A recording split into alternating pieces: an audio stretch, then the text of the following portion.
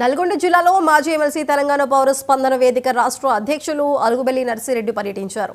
Government school విద్య తీవ్ర సంక్షోభంలో కొట్టుమిట్టాడుతున్నాయన్నారు. సమూలమైన మార్పులతో తగు చర్యలు తీసుకుంటూ ప్రభుత్వ బడులు నిలబడతాయని, లేకుంటే ప్రభుత్వ పాఠశాలలు మూతపడే అవకాశం ఉందని వెల్లడించారు.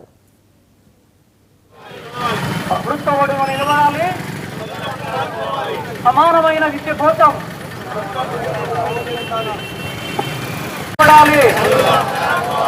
వేదసాద అందరూ ప్రభుత్వ బడిలోనే ప్రభుత్వ బడులు నిలబడాలి. సమానమైన విద్య కోసం ప్రభుత్వ బడులు నిలబడాలి. చదువుల్లో అంతరాలు పోవాలి. నేడు తెలంగాణ రాష్ట్రంలో 160 మందికి పైగా ప్రైవేట్ స్కూళ్ళల్లో చదువుతున్న దుస్థితి ఏర్పడ్డది. ఇది సరి అయింది కాదు. ప్రభుత్వ బల్ల చదువుకున్న వాళ్ళు దిక్కులేని వాళ్ళనో చాలా అదములనే భావన ఉంది. ఇది మంచిది కాదు. ప్రైవేటు బళ్ళు కూడా ఒకే రకంగా ఉన్నాయంటే ఆ రకంగా లేవు.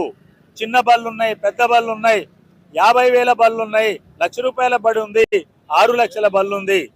ఇట్లా అంతరాలు సృష్టించే చదువులు మంచిది కాదు.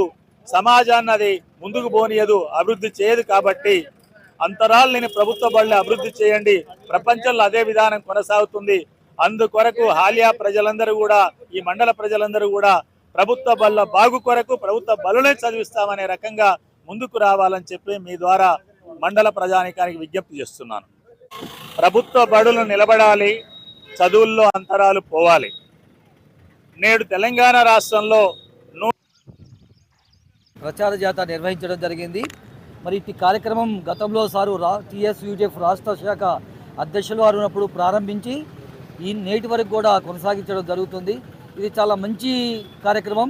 మరి ఈ కార్యక్రమం ద్వారా తెలంగాణ రాష్ట్రంలోని మరి అందరికి కూడా ప్రభుత్వ బడుల యొక్క ప్రాధాన్యతను, మరి అంతరాలు చదువు యొక్క విశిష్టతను తెలియపరిచి మరి జనంలో జాగృతి చేయాలనే ఉద్దేశంతో, ఉపాధ్యాయులు మంచి ఇన్స్పిరేషన్ కలిగించాలనే ఉద్దేశంతో ఈ కార్యక్రమం నిర్వహించబడుతుంది. చాలా మంచి కార్యక్రమం. మరి ఇటువంటి కార్యక్రమం నిర్వహించినందుకు మరి వారికి కూడా ధన్యవాదాలు చెబుతూ, మరి దీని యొక్క ఆశయాలు చాలా గొప్పగా ఉన్నాయి. ఎందుకంటే ఎక్కడైనా మనం ప్రతిదానికి కూడా మనం ఏంటంటే అభివృద్ధి చెందిన దేశాలు మనం ఆదర్శంగా తీసుకుంటాం. అట్లా ఆదర్శంగా తీసుకున్న అభివృద్ధి చెందిన మరి దేశాలు అమెరికా కానీ, యూరోప్లోని కంట్రీలు కానీ, అన్ని దేశాల్లో కూడా విద్య అనేది, ఆరోగ్యం అనేది ప్రభుత్వం యొక్క ఆధీనంలో ఉంది. దురదృష్టవశాత్తు మన యొక్క ప్రజాస్వామ్య దేశంలోనే ఇది ఎక్కువ ప్రైవేటు పరమవుతుంది. కానీ ఇప్పటికైనా ప్రభుత్వాలు కళ్ళు తెరిచి విద్యను, ఆరోగ్యాన్ని ప్రభుత్వ ఆధీనంలో ఉంచుకొని సమాజంలోని అన్ని కులాల వారికి, అన్ని మతాల వారికి, అన్ని వర్గాల వారికి సమానమైనటువంటి విద్యను అందించాలని, సమానమైన ఆరోగ్యాన్ని కల్పించాలని, మరి దానికోసం బడ్జెట్లో విద్యకు, ఆరోగ్యానికి ఎక్కువ నిధులు కేటాయించి మరి అంతరాలేని చదువును ప్రభుత్వమే బాధ్యతగా తీసుకొని మరి చేయాలని ప్రచార జాత నిర్వహించడం జరిగింది. మరి ఈ కార్యక్రమం గతంలో సారు రాజన్న